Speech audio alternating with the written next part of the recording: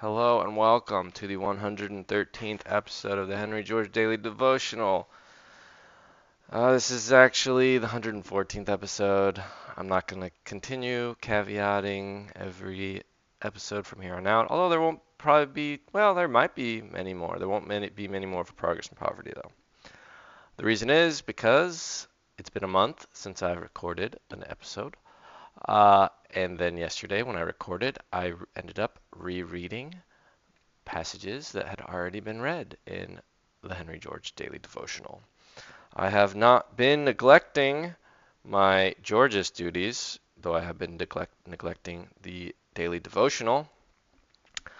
I have coordinated the Henry George first annual George Jam starting on September 2nd, lasting a week. I made a game for it.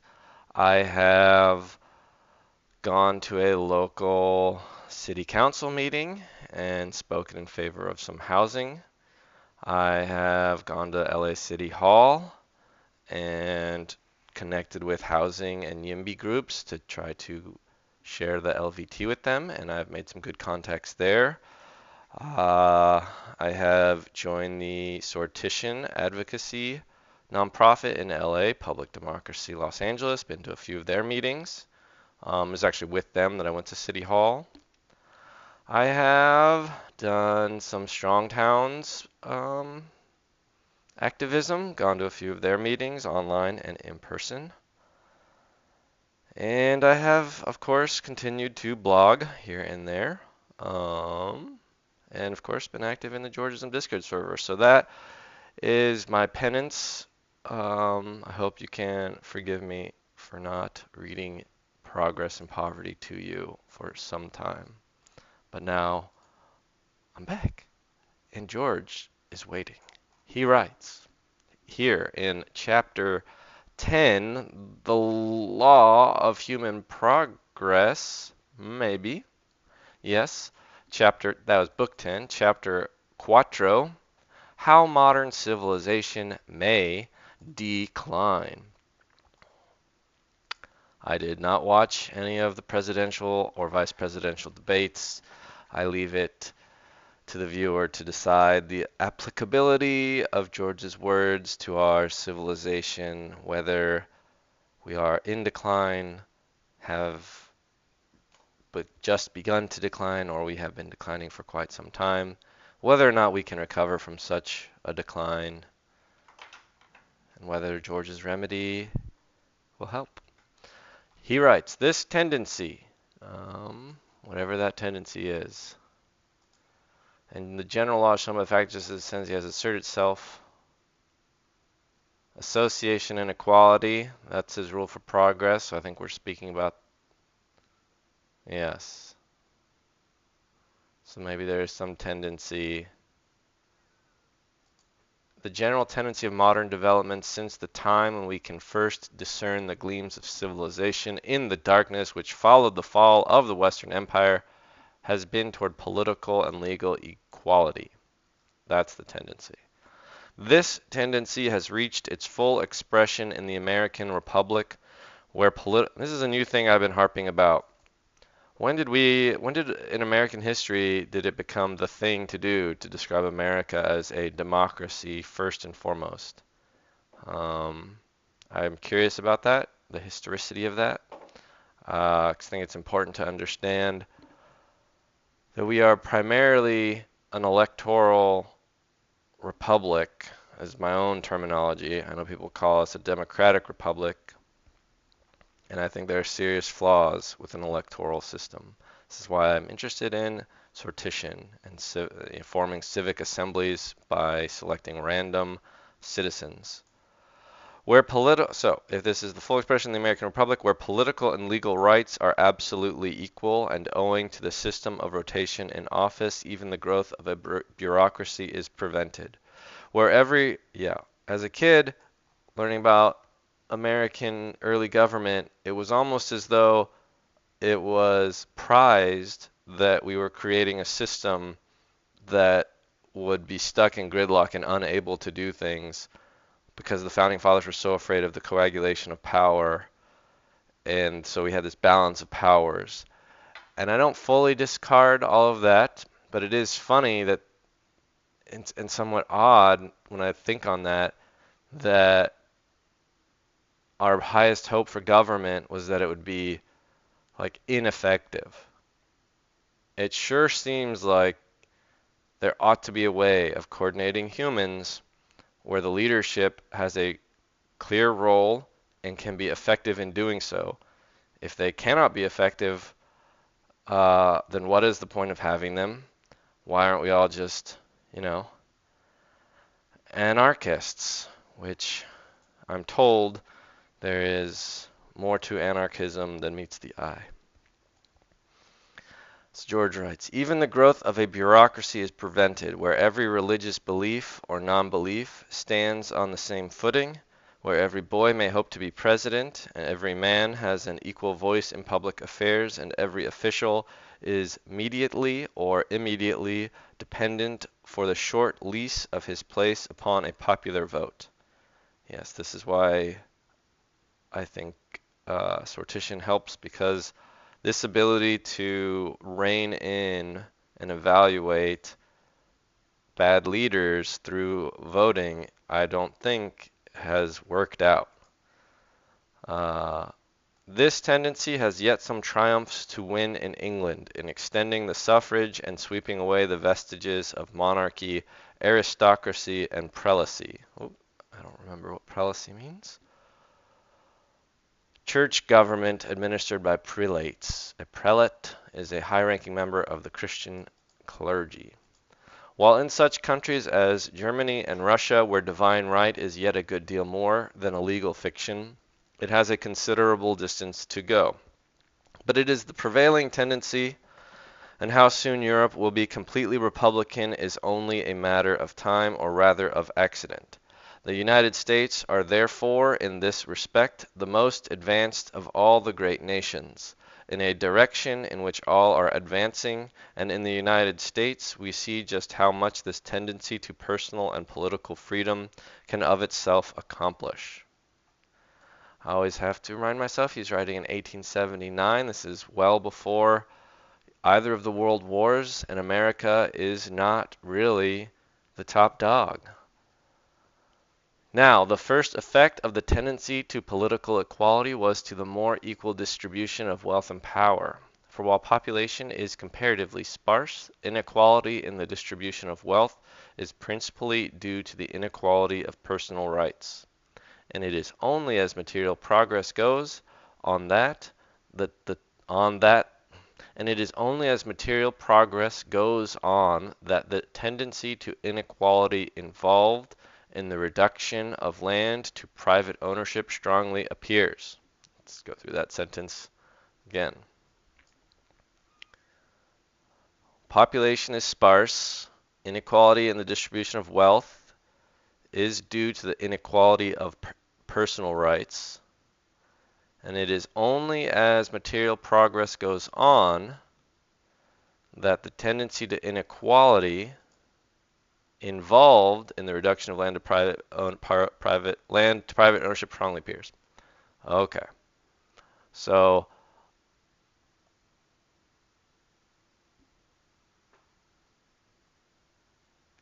as we have progress, then we will, material progress, then land monopoly will rear its ugly head and cause more inequality. But it is now manifest that absolute political equality does not in itself prevent the tendency to inequality involved in the private ownership of land. Yes, this is probably exactly what stirred the heart of Lizzie McGee. She was the abolitionist who then designed monopoly, and abolitionists, they won. We freed the slaves. And we got women the vote, and there was a new level of personal or political equality, and yet the inequality due to land monopoly still persisted. And it is further evident that political equality coexisting with an increasing tendency to the unequal distribution of wealth must ultimately beget either the despotism of organized tyranny or the worse despotism of anarchy. To turn a republican government into a despotism, the basest and most brutal, it is not necessary formally to change its constitution or abandon popular elections. Yeah, George called this, and I definitely don't think we went into anarchy. We have gone into despotism of organized tyranny. It was centuries after Caesar, before the absolute master of the Roman world pretended to rule other than by authority of a senate that trembled before him. But forms are nothing when substance is gone, and the forms of popular government are those from which the substance of freedom most easily go. Extremes meet, and a government of universal suffrage and theoretical equality may, under conditions which impel the change, most readily become a despotism. Yeah, I think we do not have a perfect union, right? And we do not have perfectly, uh, you know, we still have lots of social unhappiness. There's whatever your view of systemic racism is, we definitely don't have zero racism. And yet I think that racism is not the biggest problem in America. And probably not the biggest problem in the world. And focusing on that distracts, like seeking this theoretical perfect equality, which won't really even achieve the equal land access issue, is a distraction, and we can still, live under a land tyranny, organized tyranny, even if we achieve 100% perfect race relations. George continues, for there despotism advances in the name and with the might of the people. The single source of power once secured, everything is secured. There is no unfranchised class to whom appeal may be made, no privileged orders who in defending their own rights may defend those of all. No bulwark remains to stay the flood, no eminence to rise above it.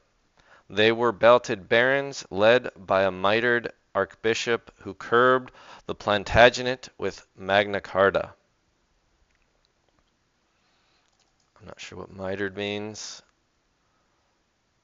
Liturgical headdress and part of the insignia of a Christian bishop. A thong for binding the hair, the ceremonial headdress. Yeah. Preachers with nice hats. And they curbed the Plantagenet. I know that was just aristocratic or a royal family. I think. Let's just be sure. House Plantagenet. They are French.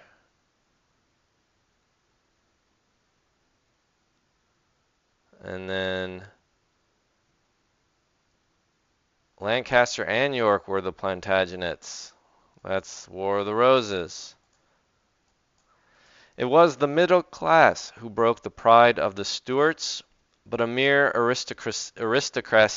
aristocracy of wealth will never struggle while it can hope to bribe a tyrant. And when the disparity of condition increases, so does universal suffrage make it easy to seize the source of power, for the greater is the proportion of power in the hands of those who feel no direct interest in the conduct of government, who, tortured by want and imbruted by poverty, that's the term, I assume this means being made a brute, to brutify, imbrute. to make like a brute, to make senseless, stupid, or yes. This is something I was talking about with some buddies the other day. Uh, it is most, I don't know if I should say most, many poor people uh, I are not people I want to be around, and I don't think we should hide from this. This is a big reason why NIMBYs, uh, they're right. Like, crime follows poverty. Not every, like, I think some of the noblest people I've known were poor, are poor. I think it requires, double the personal virtue to be uh, a good to a good person when you are poor. I think this is why in the church you see that huge emotional struggle. Like, it's hard to express it, I guess. I do think poverty. I think George is right. People are rooted by poverty, and they are ready to sell their votes to the highest bidder, or follow the lead of the most blatant demagogue, or who, made bitter by hardships, may even look upon profligate and tyrannous government with the satisfaction we may imagine the proletarians and slaves of Rome to have felt, as they saw a Caligula or Nero raging among the rich patricians. I don't. I guess the Caligula and Nero, like, did they have a fall? And then the patrician class, they were the rule. They were the aristocracy. They were. I don't know. Given a community with republican institutions, in which one class is too rich to be shorn of its luxuries, no matter how public affairs are administered, and another so poor that a few dollars on election day will seem more than any abstract consideration, in which the few roll in wealth and the many seethe with discontent at a condition of things they know not how to remedy, and power must pass into the hands of jobbers who will buy and sell it as the Praetorians sold the Roman purple, or into the hands of demagogues who will seize and wield it for a time, only to be displaced by worse demagogues. All right. Thus concludes episode 113 of the Henry George Daily Devotional. Like, subscribe, tell your friends and family, comment, write a book, make a documentary, go give a speech, run for office, change the world.